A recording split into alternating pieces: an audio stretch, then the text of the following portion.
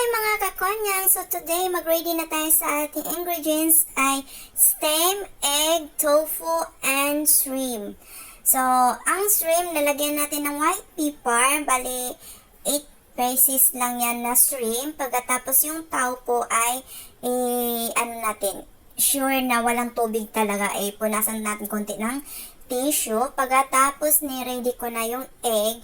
So, yung egg mga kakunya, biniya ko sa ulo para pag maglagay ako ng tubig, yan, ito gagamitin ko. Kasi kung ilang itlog gagamitin mo, yun din ang sukat sa tubig. So, dalawang itlog ang ginagamit ko mga kakunyang. So, dalawang ganun din sa sukat ang tubig.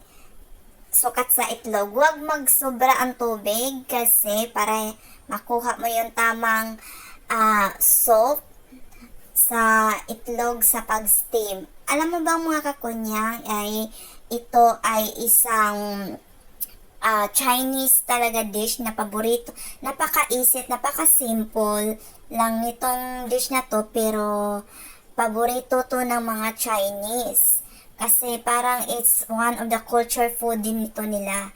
So, yan, pag i-steam nyo na mga kakunya, kailangan kulong-kulo ang tubig bago nyo ilagay. Yung egg, steam natin ito ng 8 minutes, then napaka-low fire. Then, pagkatapos ng 8 minutes, ilalagay natin yung shrimp at i-steam naman ulit natin ng 12 minutes. Anyway, every steam nyo may kailangan takpan para walang tubig na mapasok. So, ito na siya. Soft and hindi over.